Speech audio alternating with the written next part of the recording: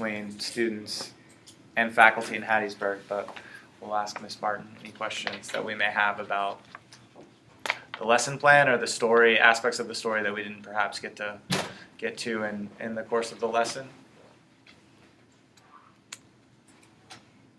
Given more time, I would talk to you all about comparing and contrasting the women, Liza Jane versus Molly Dixon, and also his perception of marriage and how that changes based on his station in life. We could get into that, but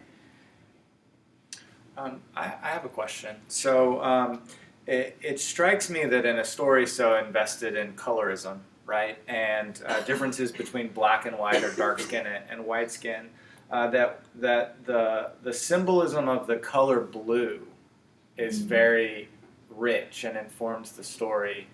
I mean, in various ways. I mean, we have what starts out to be the blue veins, right? Which to me, reading about this society, seems as if it's emulating almost a conception of blue bloods among white privilege that's based on class, based on education. But then we have the moment where Liza's gums are blue, right? And so I'm just wondering if you could kind of help us interpret the sort of the symbolism of the color blue, if you will, in the story. Well, and on the one hand, with the blue veins, I think that for me that kind of, well, let's think about why are our veins blue in the first place? Okay, it's because that's what your blood looks like on the inside. So that kind of focuses you on the blood, and miscegenation and mixed race and all those kinds of things. They're always talking about blood, because the way that in America, at least, how we conceptualize race and things like that, it ends up being kind of talked about in those ways, like almost like there is a contaminant, almost like blackness is kind of like a disease. Like I have one drop of this. And we don't say it in terms of heritage. People talk a lot about blood instead. And I think that having the blue veins in there kind of really focuses you in that kind of frame of mind. Now with blue for Liza Jane's gums, I think that in that case, I just think that he was trying to show us that how she looked, and that this is not a person who you might think is attractive, at least not now. So he's giving us this opportunity to think about, well, maybe you can kind of hide from her because she's not even a very pretty woman that you can take in front of all these people, even if she's brown-skinned, dark-skinned, and that's not an acceptable attribute in this society. But she's also just not physically attractive either, okay? So I think that he was just trying to, with talking about her gums in that way, and the fact that she's toothless, letting us know that, there's really not any of the usual redeeming qualities about her. He wouldn't be asking her to marry him at this point, okay?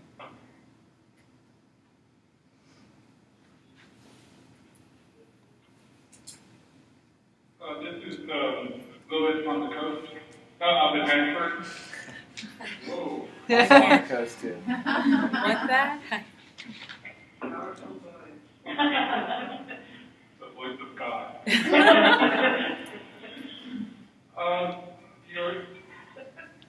idea of hybridity, mixing is really interesting, particularly if you can combine that with the idea of the trickster character, which has a long history in Native American culture and stories. It's not just something that's coming from Africa. In fact, the trickster character shows up in mythology, Norse mythology, and so on. Right. Can you maybe a bit about hybridity with respect to chestnut beyond just the black and white, but the ways in which he talks about it, or his stories are interested in hybridity in a much broader sense? Well, not necessarily in this story, but in the Marrow of Tradition, he gets that because we have like kind of a hybrid family, the Carteret family, which has a black branch of the family and a white branch, and what happens when those branches come together. So we have people that have had very different experiences but have the same lineage. That being kind of a way to get at hybridity in other ways outside of just black and white. It's like this family that's kind of mixed together, and the experiences being different. So they don't have, the Carterets don't have a different experience based on just race. There's a lot of class differences. And so I see that he's getting at different types of hybridity that way. Also within the black communities that he sets his stories, we have people like Liza Jane a lot of times living right alongside people like Mr. Ryder, and that kind of tension too. So these hybrid identities become clear with Chestnut in a lot of different ways. So intra-racially and interracially as well. Jennifer, did you have your hand up? I was gonna ask, it describes her, like, towards, like, when she's introduced, it describes her as being really old. Does it ever indicate Mr. Ryder's age? And, like, when it would have been that they were married? Because it seems to me like there's a significant age difference there. Well, I think that it said that he was 21 when he ran away, I think. Or when they got married. So I think that meant that she was 28 or 29. I'm trying to remember where. And then we also know that Mrs. Dixon is under 25, and that he is old enough to be her father. So that kind of gets us to it. So I'm thinking, and then 25 years have passed. So I'm thinking these are people in their 50s. It's just that Liza Jane has had to work harder, and so age has really settled on her in a way that it didn't because they shouldn't look that disparate in their ages at that point. It was only seven years separating them, but because she's had to continue toiling and in the underclasses, she looks a lot older. Yeah, that's what the text leads us to.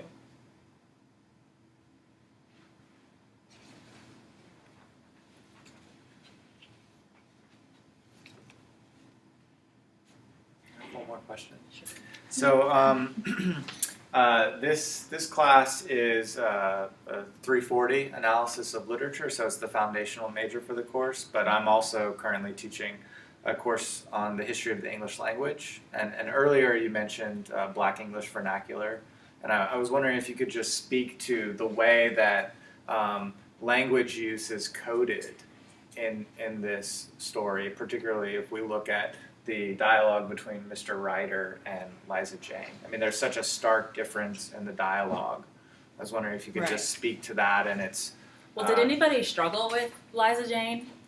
Okay. So were you able to understand what she was saying by the end of it, or is anybody still struggling? I probably should have asked that earlier. Yeah, that helped when I was Yeah, you have to read it aloud. That's really important with Black vernacular English. That's what she's speaking in this story, and so it's also important that when they first meet, in the story, he had been reading. What had he been reading just before that? Tennyson, right. And he quotes Hamlet. And he's quoting Hamlet. And so he's really marrying class to language in those ways, like that, learned people know about these things. People of higher class status know about these things. So he really wants to bathe himself in it in that way. And then here she comes with the vernacular. So he's really trying to underline that class difference between the two of them. But there are some points that Chestnut is saying that Mr. Ryder's not quite all the way there, too. Okay, so let me open this up. In the beginning, he talked about his reading, I think.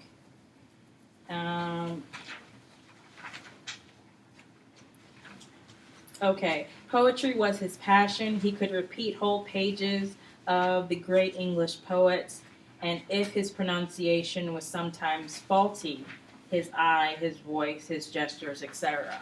So that his pronunciation being sometimes faulty means sometimes, to me at least, that sometimes he's not quite at home in this language either.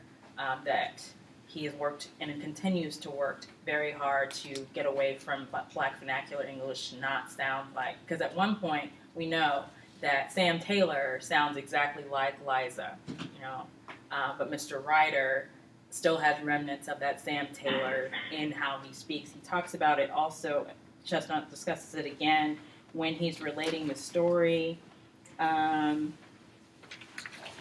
the Toastmaster. Says he gives it in, let me see, on page 8. He then related simply but effectively the story told by his visitor of the afternoon. He gave it in the same soft dialect which came readily to his lips. I think that giving it in a dialect rather than just he spoke this way or even mentioning it at all means that there is some sort of tension about how he speaks, that this isn't necessarily something he's at home in, okay? So he's kind of putting this on in a way. So those are some of the aspects of language that Chestnut's getting at, that, and also underlining the performance that Ryder is giving to the Blue Veins. And performance through language.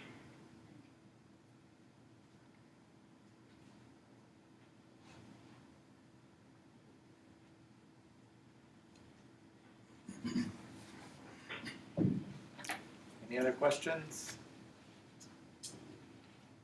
All right. Well, thank you so much. Thank Ms. you. Martin.